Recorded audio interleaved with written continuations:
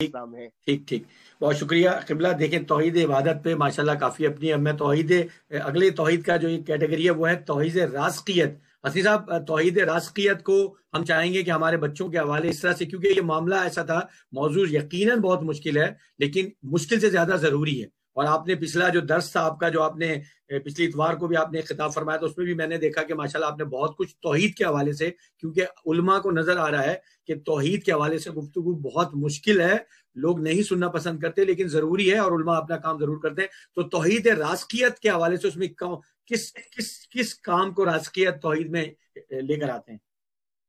بسم اللہ الرحمن الرحیم۔ دیکھیے شعیب بھائی، یہ جتنے موضوعات ہم مسلسل تقسیم کر کے گفتگو کر رہے ہیں جی جی، کہ توحید کو کس کس پہلو سے پہچاننا ہے، اسی میں ایک پہلو رازقیت ہے، رازقیت بھی ہے، بالکل ایسے ہی ہے۔ توحید ولایت کا پہلو ہے، ولایت کا جی پہلو ہے۔ جی جی جی کتنے پہلو ہیں حقیقت میں پہلے ایک سامہ فرض کروں جی جی، کہ ہمیں اصلاً توحید سمدیت کو سمجھنا ہے، صحیح، جو کہ سورہ قل هو اللہ احد میں موجود ہے۔ توحید، اللہ نے جو انسان کی عقل میں توحید کے جو پہلو بٹھانے کے لیے ضروری سمجھے، یہ مباحث ہیں علم کلام کے جن میں یہ چیزیں شامل آئیں بلکہ ایڈ ہوتی جا رہی، جیسے جیسے فکر کے دائرے اور اٹھتے اٹھنے گئے، والے مسائل سامنے سبحان آتے ہیں، اللہ، اس موضوع کو پھر ایڈریس کیا جاتا ہے علماء کے صحیح صحیح صحیح، برہان کے ذریعہ اور قرآن و معصوم کے کلام کی روشنی۔ تو اب سب سے پہلے بجائے کہ اس کو ہم بہت عریض کر دیں، صحیح اب اس میں رزق آ گیا، توحید رازقیت، صحیح توحید عبودیت، سجدہ صحیح تعبیدی، صحیح، جیسے ابھی مولانا نے اس پہ بالکل ایک جامع ترین گفتگو کر دی، جی جی، سجدہ تعظیمی کی گنجائش پھر بھی ہے۔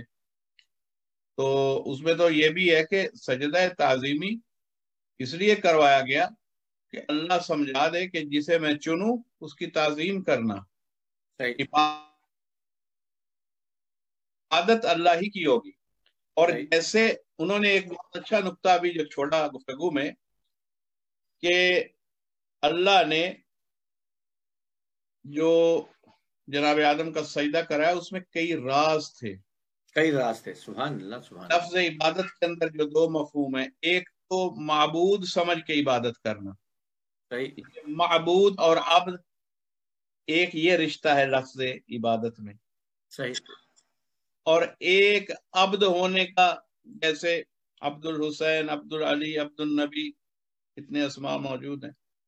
خود سرکار ہمارے نزدیک تو خانوادہ محمد و آل محمد، آبائے پیغمبر سب این دین ابراہیم پر تھے۔ صحیح قرآن سے بھی صرف یہی بات ثابت ہے جو میں کہہ رہا ہوں، صحیح باقی سب بکوسلے ہیں لوگوں کے، تاریخ کے پھیلائے ہوئے جھوٹ ہے، اور وہ بھی بنی امیہ کی لکھی ہوئی تاریخ کہ یہ آبائے پیغمبر نعوذ باللہ کافر سے، کافر تھے، نعوذ باللہ من ذالک، اور اس کے بعد کہنے والے کو اپنے کفر کا اندازہ نہیں رہتا کہ میں کہاں چلا گیا، سبحان اللہ سبحان اللہ سبحان اللہ سبحان اللہ، اتنی بڑی توہین میں وہ داخل ہو گیا۔ تو اللہ قرآن میں کہتا ہے کہ جناب ابراہیم کی جو دعا ہے اس میں ایک امت مسلمہ کا سوال ہے، اور کہا گیا کہ پھر اس میں نبی بھیج۔ معاف کیجیے گا تھوڑی سی بات پھیل جاتی ہے، جی لیکن جی یہ جی سارے وہ جائیں گے ایک ہی طرف۔ جی جی جی جی تو وہاں اب میں نے یہ مثال کیوں چھیڑی آبائے پیغمبر کی؟ جی جی جی، اہل ایمان کے نزدیک اور برادران اہل سنت میں بھی ایک بہت بڑا ایماندار طبقہ موجود ہے، اور ہم انہیں سلام پیش کرتے ہیں۔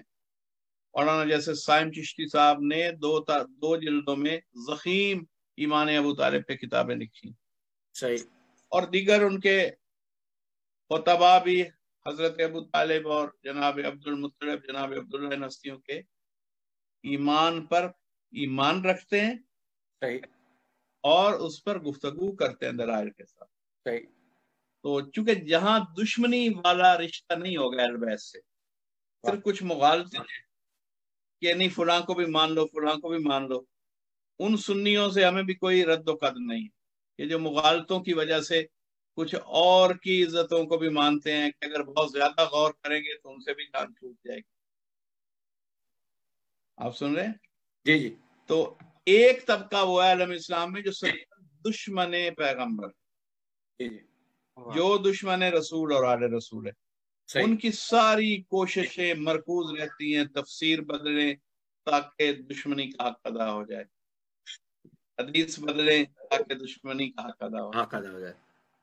تو وہ طبقہ جو مانتا ہے انہیں، اس طبقے کو ہم سلام کرتے ہیں۔ میں عرض کرتا ہوں کہ اس طبقے کو بھی میں ایڈریس کر رہا ہوں جو ماننے والا طبقہ ہے اہل سنت میں، اور تمام اہل تشیع جو مان رہے ہیں، انہیں یہ کہوں کہ یہ عبد کی ترکیب آج نہیں آئی، جس کی حقیقی وضاحت قبلہ فرما چکے ہیں، اصولی وہی تھی جو کر چکے ہیں وہ۔ میں اضافت میں کچھ کہ صرف ہم نہیں نام رکھ رہے، نسل ابراہیم میں پیغمبر کے جد مکرم کا نام ہے عبد المطلب، بتائیے۔ تو وہ گھرانہ کہ جس کے سینوں میں سفر کرتے ہوئے توحید زبان رسالت سے آخری نبوت بن کر نکلی، صحیح، وہ توحید وہاں سینوں میں تھی، رسالت آپ کے ذریعہ ہوئی، نبوت تو قبل آدم سے ہے جناب کی۔ تو وہاں بھی یہ لفظ اب دوسرے معنی میں آیا ہے، غلامی کے معنی میں، تابع داری کے معنی میں۔ تو تابع دار کو بھی اب کہا جاتا ہے کہ اللہ نے قرآن حکیم میں جیسے کئی جگہ پہ مثالیں دی کہ اللہ تعبد الشیطان علم احد الیکم یا بنی آدم، اللہ تعبد الشیطان، کیا تم سے بنی آدم میں نے عہد نہیں دیا تھا کہ شیطان کی عبادت مت کرنا؟ تو وہاں بھی ایسا فرقہ تو نہیں ہے کوئی موجود کہ جو کہے کہ ہم شیطانی ہیں، ہمارا جو ہے جو بت ہے اس کا براہ راست نام شیطان رکھ کے اسے پوجتے ہوں۔ وہ بت پجوانے والا شیطان ہی ہے، مگر شیطان کو از خود نہیں بنایا گیا۔ تو حضور اس کے سبب یہ ہے کہ اللہ نے بھی یہاں وہاں اللہ جانتا ہے کہ شیطان کو یوں نمایاں طور پہ تو معبود کوئی نہیں بنائے گا، صرف اس کے راستے پہ چلیں گے، کیونکہ راستے پر چلیں گے اطاعت شیطانی میں برے کام کریں گے، اس لیے اللہ نے وہاں اس اللہ شیطان کے راستے پر چلنے کو اطاعت شیطان، عبدیت شیطان قرار دیا۔ تو یہ توحید معبودی کا ذکر ہو گیا، توحید در عبادت، اور لفظ عبد کی وضاحت ہو گئی کہ کہاں کہاں استعمال ہوتا ہے۔ اس کو میں نے بھی اس لیے دوبارہ کر دیا کہ لفظ عبد پر بہت زیادہ اکثر ذہنوں میں سوالات رہتے ہیں۔ اب آ گئے توحید رزاقیت۔ تو رزق جو ہے، موت اور رزق، اس کے فیصلے اللہ ہی کے ہاتھ ہیں۔ صحیح، اللہ نے فرشتہ رزق بنایا اسرافیل علیہ السلام کو، میکائیل علیہ السلام کو۔ اس کا مطلب یہ نہیں کہ جو رزق ان کے ذریعہ سے ملے گا وہ صرف ناظم اللہ کی گورنمنٹ کے کارکن نے جو اس ڈپارٹمنٹ کو سنبھال، اور معصومین علیہ السلام کے سامنے آپ سوال رزق کریں تو ان کی شفاعت، ان کی تاکید آپ کے رزق میں اضافہ کرتی۔ وہ فرشتے کو بھی امر دے سکتے، اور ان کا امر جو ہے وہ اللہ کے نزدیک عرض ہے، فرشتوں کے لیے امر ہے۔ تو وہ ہماری کسی دعا کو جو مستجاب ہو جائے، پسند آ جائے، تو معصوم قبول کرتا ہے، کرواتا ہے بارگاہ عزتی سے۔ وہاں بھی طاقت اللہ کے ہاتھ میں۔ صحیح۔ اللہ کے ہوتے ہوئے کسی دوسرے کو رازق نہیں مانا جا سکتا، نہ ہی رزاق کہا جا سکتا ہے۔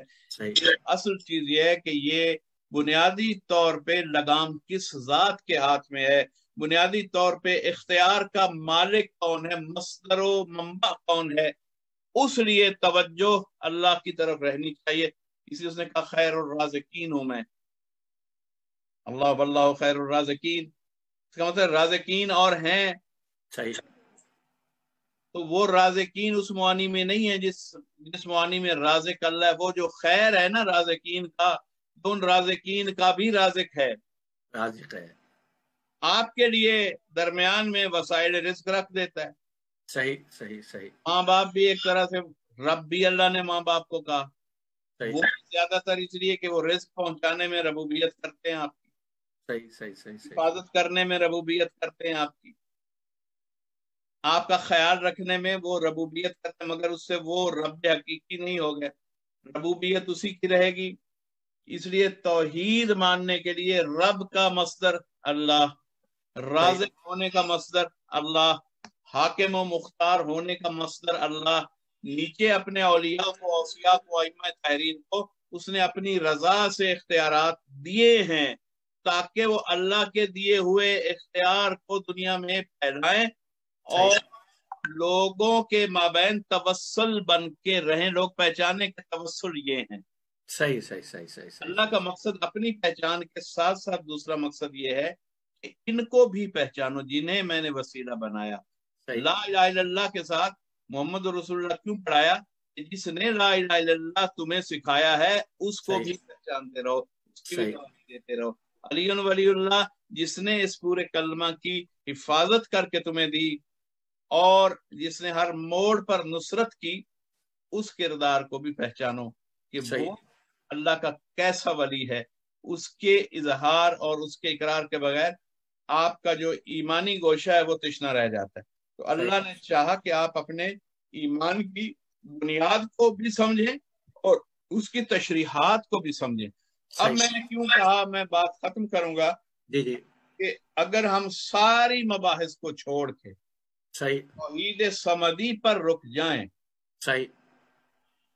تو قل هو اللہ احد کو پھر دوہرا لیں۔ اللہ ایک ہے، احد ہے، اعداد میں نہیں جا سکتا، ایک دو میں عدد ہیں، واحد ہے تو بھی عدد سے پاک ہے، اور واحد کو کھل کے بیان کرنا ہو کہ جو یکتا ہو تو پھر احد ہے۔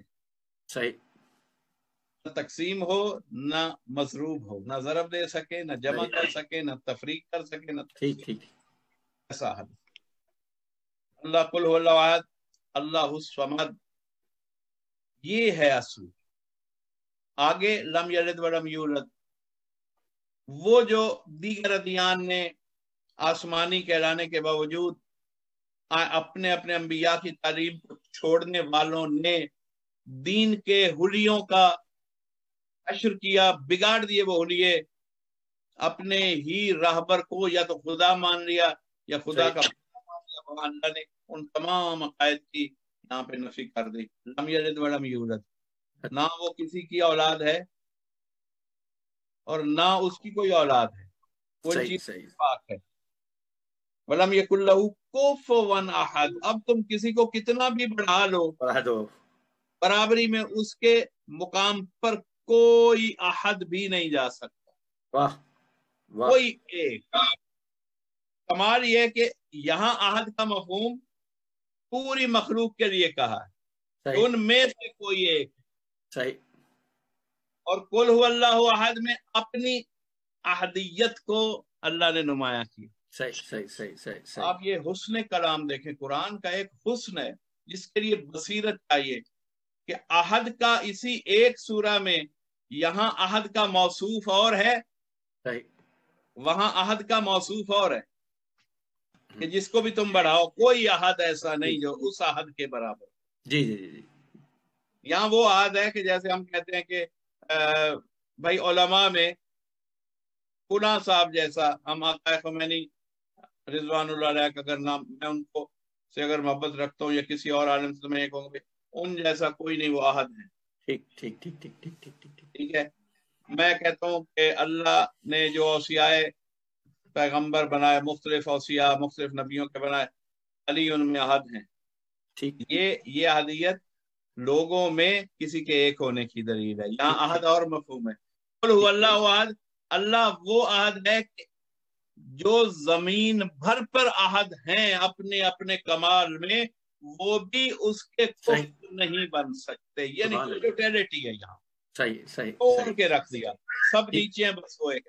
ٹھیک درمیان میں جو لفظ ہے وہ صمدیت ہے، بس اس کو میں عرض کر کے ختم کر دوں۔ اچھا، قبلہ پروگرام کا آخری منٹ ہے یہ۔ اب آپ کی جو بے چینی ہے وہ آخری نقطے کو ضائع نہ کر دیں۔ میں جانتا ہوں میں نے چونکہ زور دیا ہے توحید صمدیت پر کر دیں۔ صمد اس کا ایک ترجمہ بڑا مفہوم اور صحیح ترجمہ ہے، اللہ بے نیاز ہے۔ یہ بے نیاز ہے کہ ہم گزر جاتے ہیں، اسکول کے ٹیچروں سے لے کر کسی نے نہ بچوں نے جرت کی یہ بے نیاز کیا ہوتا ہے، نہ کسی نے بیٹھ کے ایک دوسرے کو سمجھایا۔ اور ہم تو چونکہ نیاز کھانے والے لوگ ہیں تو اکثر بچے سوچتے ہیں کہ شاید وہ نیاز نہیں کھاتا، تو اس کو سمجھانا ضروری ہے۔ نیاز مندی اور نیاز رکھنا اور بے نیاز ہونا، اس میں فرق سمجھنا ہے۔ فرق ہے۔ احتیاج دوسرا لفظ ہے، محتاج ہونا۔ صحیح۔ اللہ محتاج نہیں ہے کسی چیز کا، اس کا مطلب ہے اللہ الصمد، اس کا مطلب ہے اللہ بے نیاز۔ ہم معصومین سے لے کر فرشتوں سے لے کر ہم تک، نور اول سے لے کر فرد آخر تک کائنات کے کوئی مخلوق ایسی نہیں ہے کہ جو اس کی محتاج نہ ہو۔ صحیح۔ اس لیے سب محتاجوں پر جو فائق ہے،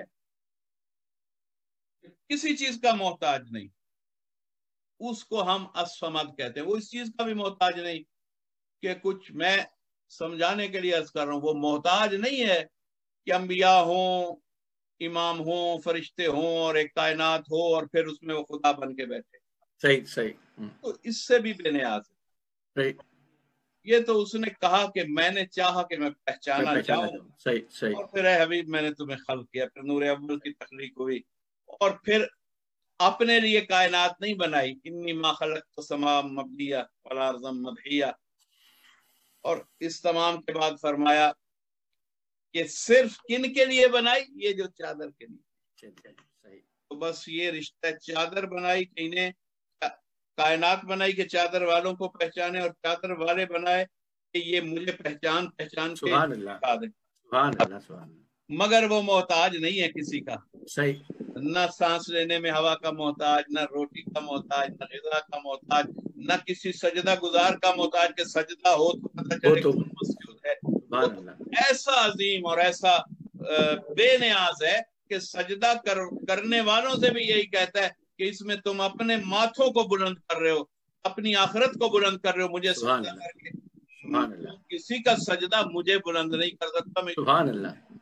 سبحان اللہ۔ جنہوں نے کمال سجدہ حاصل کیا، کربلا کے سجدے، مسجد اقصی کا سجدہ، انہوں نے زمین پر مہریں لگا دی کہ سجدے کے لائق واقعی کوئی ہے تو وہی بے نیاز ہے۔ شان سے سجدہ ہونا چاہیے، درمیان میں پھر کچھ نہ آئے۔ سبحان اللہ۔